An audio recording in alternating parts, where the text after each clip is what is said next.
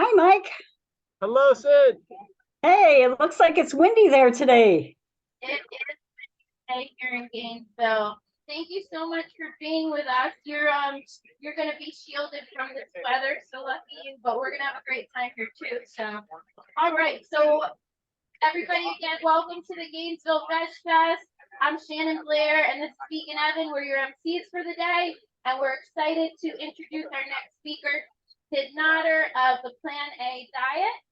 Sid is a graduate of the Center for Nutrition Studies, a certified instructor for the Starch Solution and other dietary courses, a past newspaper columnist, and the founder and author of the Plan A Diet. She offers a variety of health and cooking classes, provides nutritional coaching on both individual and corporate levels, speaks to local groups, and has worked with school district employees and a hospital's fitness center. Her book, titled The Plan A Diet, released in October of 2019. So come and learn 3 steps that you can begin implementing today to get started toward your health and weight loss goals. And Sid is going to share with us now. Thank you. Hello, everyone. Hello. Hi. Can I get started? Yes. Yes. Okay. Well, there's a little change today. We're not going to talk about the 3 tips today. That's going to be a different presentation. But today we're going to talk about sugars, right? Because we all love sugar. And we're going to talk about refined sugars. So let me share my screen with you. And so I can tell you why refined sugars are so inflammatory and what we can do to reduce their intake. So can you guys see my screen? Can you hear me okay? Okay, great. Well, thank you so much for having me here today, Denise and Mike, and for that introduction, Shannon and Vegan Evan, and thank you to those who are watching. So over the years, I have talked with dozens and dozens of people who are struggling with an inflammatory ailment or a disease of some type. So I decided to develop a class around this subject called Inflammation in Your Diet, which is on my website. But today we're going to talk about refined sugar. So let's first, just to give a brief overview, let's begin talking about what inflammation is. Inflammation is actually protective. It's the body's natural reaction whenever it detects the threat of harm or tissue damage or irritation or any type of danger or anything the body sees as a foreign intruder. So it's the body's guard dog in a way, or the natural defense system. And throughout most of human history, inflammation was considered to be a good thing. But there are 2 types of inflammation, acute and chronic. And acute is healthy and health promoting, but chronic is not. Both types, though, do start with the immune system. So let's talk about those briefly. Acute inflammation is protective. It's the body's response to an injury, like a splinter or a cut or a burn. And the body rushes immune cells to that damaged area to begin the repairs and start the healing process. So pain, redness, swelling, and heat can often occur in that area. And in fact, the word inflammation comes from the Latin word inflammare, which means to set on fire. So acute inflammation is designed to protect us, and it typically lasts only a short time. It's a localized, very specific response to an injury or an infection, and it's aimed at resolving a problem. And our bodies are so amazing. They are always striving to heal, and our immune system is just one such way that it does that. That's just another reason why we want to have a strong immune system. Chronic inflammation, on the other hand, is also called metabolic inflammation, is the body's way of protecting us against something that's continually lurking in the body that should not be there. So the immune system stays on high alert because it's always encountering this threat, and it's sending immune cells out to counteract that threat on a regular basis. And those immune cells that always remain activated in our system can result in persistent, systematic, and chronic low-grade levels of inflammation that play a part in most of our chronic diseases. So inflammation always starts with the immune system, and it really is a double-edged sword because it's designed to protect us in the short term and start healing us when necessary. But that overactive immune system means that inflammation overstays its welcome. And at that point, it's no longer protecting our system, it's actually damaging us. It's as though we're red hot, painful, and swollen on the insides all over. Now, most people associate arthritis with inflammation, but chronic inflammation is the culprit in almost every one of our chronic conditions and diseases, including many of our top killers like heart disease and cancer, diabetes, lung diseases, and brain disorders. And several things can contribute to chronic inflammation, including infections or even being overweight, lack of exercise, smoking, having high LDL cholesterol levels, toxins, viruses, stress, poor sleep habits. All of those factors can contribute to inflammation because the body is sensing some type of threat as a result of those things. But by far, the greatest factor and the primary driver of inflammatory chronic disease is what we put directly into our bodies at least 3 times a day, namely our food choices. And a poor diet has been ranked as our #1 cause of disability and premature death. But fortunately, we can do something about that because we have control over what we choose to eat. So on my website, which I'll share that with you in a second, you will find a list of inflammatory and anti-inflammatory foods. And you'll also find my class, which goes into more detail about all of these foods. But for today, we are going to take a quick look at the topic of refined sugars and what makes them inflammatory. So processed refined sugars, which are found in soft drinks, fruit juice, sweet tea, pastries, desserts, cookies, candy, snack cakes, and cereals, not to mention those sweetened yogurts, cereal bars, condiments, sauces, salad dressings, syrups, breads, even frozen dinners. So refined sugar is a highly inflammatory food for a number of reasons. First of all, the fiber and all the beneficial nutrients have been removed. So you're just getting this pure refined sugar, which causes spikes and dips in our glucose levels and our energy. I don't know if you've ever eaten a high sugar dessert. You get a high and then you get a low. So it's causing those dips and spikes in our glucose levels. Sugar is also sugar stimulates the production of something called free fatty acids. And those circulate throughout our bloodstream and trigger both insulin resistance and inflammation in the skeletal system, the liver, and those protective endothelial cells that line the inside of our arteries. And if you're familiar with Dr. Esselstyn from the Cleveland Clinic, you know a lot about endothelial cells that line our arteries and how protective they are. But sugar damages that lining. Sugar also triggers the release of inflammatory cytokine cells.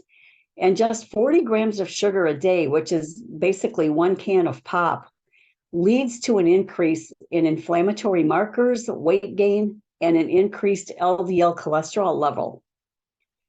Sugar also leads to the excess production of something called AGEs, advanced glycation end products. And these harmful compounds are formed whenever protein or fat that's in our bloodstream combines with sugar. So that's a process called glycation. These AGEs can form either inside of our body or they're in the foods that we eat. And because they harm our cells, having excess amounts of these AGEs promotes oxidative stress and chronic inflammation, which increases the risk of many diseases. Sugar can also contribute to something called leaky gut, also known as intestinal permeability. That's where the lining of our small intestine becomes damaged. And when that happens, it allows toxins and bacteria and undigested food particles to leak through the intestinal lining and flood the bloodstream. This can trigger that inflammatory reaction that causes problems not only in the digestive tract, but beyond. Sugar can also feed yeast and unhealthy bacteria that not only prevents a leaky gut from healing, but it can also lead to further irritation, and then because of that, even further inflammation. So lastly, sugar also contributes greatly to weight gain. Diets that are rich in added refined sugars lead to excess weight. And just having excess body weight is linked to inflammation because our own fat tissues release those inflammatory cytokine cells. So as you can see, refined sugar is rated as a highly inflammatory food for a number of reasons. And sugar is pretty much added to all of our packaged products. So let's take a look at how you can tell how much sugar is in a packaged product. Well, the first rule of thumb when it comes to label reading is to never ever believe the words on the outside of the package, because manufacturers are notorious for making claims and other assertions to try to lure you into purchasing their unhealthy products. So these words mean basically nothing. We have to read the ingredient list to get the real story. So how can we tell how much sugar is in a product? Well, there are 4 grams of sugar in 1 teaspoon. So if we want to identify how much sugar is in a product, we simply find the grams of sugar listed on the nutrition facts label and divide the grams by 4. So, you can see on this label for a can of Pepsi, if you look down a little over halfway down below the nutrition facts box there, you'll see total carbohydrate. And right below that, you'll see that sugar is 41 grams. So 41 grams of sugar divided by 4 is roughly 10. So this can of pop has the equivalent of 10 teaspoons of sugar. And this is for a 12-ounce can. So if you were going to drink a 20-ounce bottle of Pepsi, you'd be getting over 17 teaspoons of sugar. And we can tell by the ingredient list, if we turn our head sideways there and look at the ingredient list, we see that the source of that sugar is high fructose corn syrup and or refined sugar. And both of those are inflammatory sugars that we definitely want to avoid. Now, there are natural sources of sugar from dates or other fruits, and those are acceptable. But unfortunately, most labels don't distinguish between natural sugars and added sugars. Sometimes they do, and it's getting more common to see added sugars versus natural sugars. But a lot of times you're only going to see total sugars listed. So we have to check the ingredient list to discover the source of the sugar. And so here's an example of how to check for the sugar in, say, this product here, Golden Crisp cereal. And in this case, they do tell us the amount of added sugar. So we see here in the nutrition facts box there, down under total carbohydrate, you'll see total sugars. There's 21 grams of total sugars. And right below that, we see that all 21 grams are added sugar. So this product has no natural sugar at all, like dried fruit, for example, maybe it has raisins, which would account for a natural sugar. But all 21 grams of sugar in this product are coming from added sugar. So how much sugar would that be? Well, 21 grams divided by 4 is just over 5. So there's over 5 teaspoons in 1 cup. So we see up at the top that the serving size is 1 cup. And always remember to look at that serving size, because let's say the serving size on this cereal was a half a cup, but you're planning to eat an entire cup, you'd have to double the calories, the fat, the sugar, everything. So what is the source of those added sugars? Well, if we look at the ingredient list, we see that the first ingredient here is sugar, which is refined sugar. We also see corn syrup, another unhealthy sweetener, and honey. So there are 3 types of sweetener in this cereal. And ingredients are always listed in order by the greatest or to the least amount of volume or weight. So the greatest amount of volume in this product is sugar. So that means there's more sugar in this product than any other ingredient. And oftentimes manufacturers will use several different types of sweeteners so that sugar is not listed as the top ingredient. However, in this case, even though they did list 3 types of sugar, sugar is still the main ingredient. So there's more sugar in here than any other ingredient. So let's take a look at Sweet Baby Ray's barbecue sauce. How much sugar would be in this product? Well, if we go down under the total carbohydrates there in the nutrition facts box, we see total sugar is 17 grams, with 16 grams being added sugar, and the other gram comes from natural sugar, such as fruit. So let's take the total sugar, 17 divided by 4 is a little over 4 teaspoons, right? So 17 divided by 4 would be a little bit over 4. So this has 4 teaspoons of sugar per serving. Now, this is where it gets interesting because the serving size here is 2 tablespoons, and 2 tablespoons equates to 6 teaspoons. So that means that's a lot of sugar, because out of the 6 teaspoons per serving, 4 of those teaspoons are sugar. And let's look at our ingredient list to see the types of sugar in this product. And I see 6 different sugars here. Corn syrup is the main ingredient, and we could spend an entire hour on why that ingredient is detrimental to our health and should be avoided. Then we see pineapple juice concentrate, which is probably where that 1 gram of natural sugar is coming from. In fact, I would say it is where it's coming from. Other sweeteners in here include molasses, corn syrup, and sugar or refined sugar. So normally label reading, it's always a good idea just to start with the ingredient list first, right? Before we even look at the nutrition facts box, let's look at the ingredient list first, because by doing that, and we see that the first ingredient here is high fructose corn syrup. That means this product goes back on the shelf, right? Case closed. We're not going to buy this product because it has high fructose in it.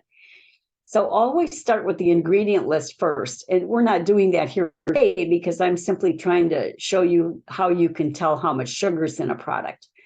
But the ingredient list is always the best place to start when you're reading a label. Okay, so here's a little quiz for you. Here's the plant-based ice cream, mint chip, one of my absolute favorite flavors of ice cream. And let's say you're looking at this in the store. So we see that 1 serving is 2/3 of a cup, and the sugar equates to 21 grams of sugar. So all of it is added sugar. There are no natural sugars in here. We can see that all 21 grams are coming from added sugar. So how much sugar is in a serving of this product? Okay, well, what do you think? So if you've been paying attention, you would know that 21 divided by 4 is a little bit over 5. So there's over 5 teaspoons of sugar in 1 serving. And next, let's look at the ingredient list. What are the sources of sugar here? Well, organic cane sugar is the second ingredient. Plus those chocolate chips also have cane sugar, and then there's also tapioca syrup. So could this be considered an anti-inflammatory product? And the answer is no, because not only is it high in added sugars, but it contains coconut oil, another highly inflammatory food. And so while this product might look enticing because it's plant-based and it's, made with all plant-based ingredients, it sure looks enticing to me because I love mint chip. It simply cannot be considered a healthy product. But you could make your own chocolate mint ice cream very easily at home, and one that will not contribute to inflammation in your body. And I have a recipe for it on my website if you're interested. So I wasn't going to veer off topic today. This topic is about sugars, but because I want to talk about the coconut oil in here and why this product is so high in fat, I'm going to veer off just a minute to give you another label reading tip, which is how you can tell how fatty a product is. So ideally, our overall fat intake should be between 10 and 15% of our calories. And so sometimes in a packaged product, it could be a bit higher if the source of that fat is nuts or seeds. So if we want to tell what percent of fat this product has, all you need to know is the total fat grams and the calories. So here we see that our total fat grams is 15 grams of fat. It's the first thing listed there on the label, total fat, 15 grams. And the calories are 240. So if we take the 15 grams and times that by 9, and we pull out our little calculator on the phone while we're standing there in the store, we see that 15 times 9 is 135. Now divide that 135 by the calories. So 135 divided by 240 is 0.56. And so if you times 0.56 by 100, you get 56%. Or you can just mentally move the decimal point over 2 spaces to the right. So 0.56 becomes 56. So this product is 56% fat, which is really high and really contributes to inflammation. So if we go back to our ingredient list for a second, we see that coconut milk is the first ingredient, which is about 90% fat, then sugar, and then coconut oil, which is 100% fat, because all oils are 100% fat. And then the chocolate chips also contain coconut oil. So we can see why this product has such a high fat content. And just a note here, coconut products are not just high in fat, they're high in saturated fat, right? Coconut oil has double the saturated fat as lard. So keep that in mind if you're trying to eat an anti-inflammatory diet, because saturated fat is ranked as the most inflammatory food component. Okay, thanks for bearing with me there. Back to the sugar topic for now. What are some acceptable sugar substitutes? Well, as Chef AJ likes to say, the fruit, the whole fruit, and nothing but the fruit. And dates are amazing. They're a whole food that's great to use to sweeten desserts and sauces. And if we blend dates with water, we can make date paste, which can also be used in desserts or hot drinks. Date syrup is another option. And other sweet fruits would include bananas, cherries, mango, pineapple. And all of these fruits make delicious sundaes, cobblers, pies, and puddings. And bananas can also be mashed up to make banana breads and muffins. Or you could use unsweetened applesauce in a recipe too, or in your oatmeal. So what about those natural, less refined sources of sugar, such as maple syrup or molasses or raw honey, which, by the way, would not be a vegan choice. If you're eating vegan, you would not choose honey. Or unrefined cane sugars that are out there, like turbinado sugar or sucanat sugar. Well, the general school of thought in the majority of the plant-based world is that these products are okay in slight moderation to use in recipes or to add a little sweetness to the surface of your food. But it's important to note that there's a big difference between food and treats, right? So we don't want to overdo it with the treats. You can certainly enjoy occasional smoothies that are made with dates. Those are wonderful. Or desserts occasionally that are made with, maple syrup. But even Dr. McDougall allows putting a little maple syrup on your pancakes, or molasses in your baked beans, or a little barbecue sauce on your potatoes, if it will help you stick with a starch-based diet. So what about stevia? Stevia is a natural sweetener derived from the leaves of the stevia shrub, which is native to Brazil and Paraguay. But according to Dr. Greger's website, nutritionfacts.org, if we consume too much stevia, our gut bacteria can transform stevia's properties into a toxin that can spike mutagenic compounds in our colons. However, stevia is considered harmless if we stay under 2 stevia-sweetened beverages a day. So keep that in mind. Monk fruit is another plant-based sweetener. I recommend that you check out Dr. Greger's website for more information on why stevia might not be the best choice if we're going to consume a lot of it. And that way you can make your own best decisions. Now, here are just a few of the healthy desserts we can make just by using dates, fruits, or minimal amount of natural sugars. So we've got raw apple crumble, really delicious. Sundaes and sorbets, too many to count. Chocolate mousse made with tofu, cacao, and a natural sweetener. There's carrot cake Cookies can be made, brownies, banana splits, berry crisps. In fact, Jane and Ann Esselstyn have an excellent berry crisp on their YouTube channel. Dessert smoothies, again, all of these are delicious. Now, here are some other tips for avoiding refined sugars. Naturally, good clean water should be our first beverage of choice at all times. But if you can add favorite fruit to your water, or try a seltzer or sparkling water with added fruit. Or herbal teas would be good too, hot or iced. Sweeten your plain plant-based yogurt with frozen berries. So instead of buying sweetened yogurt, you could buy the unsweetened yogurt and add your own berries. Make your own dressings using vinegar and fruits, like a raspberry vinaigrette. If you do eat cereal, find healthy brands with good ingredients with under 4 grams of sugar per serving, or you can swap those out for steel-cut oats or rolled oats with cinnamon and fruit. Or choose condiments too, or pasta sauces with low sugar. But beware, because you don't want to be consuming artificial sweeteners in place of sugar, right? Both are inflammatory and both should be avoided. So I just want to throw that caveat in there. Just because something says low sugar, you still have to read the ingredient list to find the source of those sugars. Now, the bottom line is that refined sugars, which have been stripped of their fiber and nutrition and then added to foods and drinks, contribute greatly to inflammation, plus heart disease, cancer, diabetes, leaky gut, and so much more.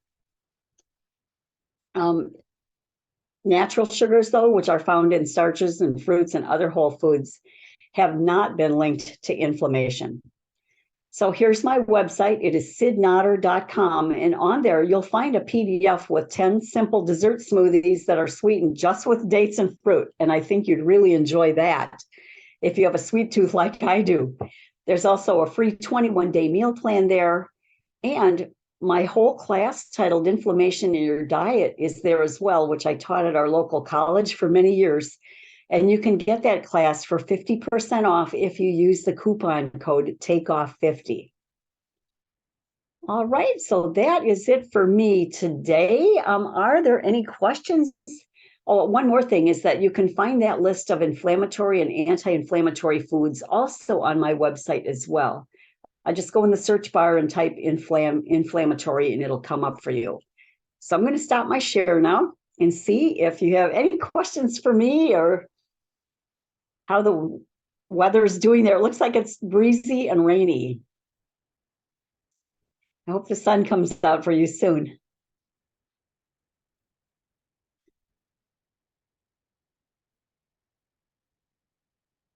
I think you're muted, Mike. You're muted? Okay. Thanks so much. All right. Bye-bye. I'm going to clear your quotes for today, along with these.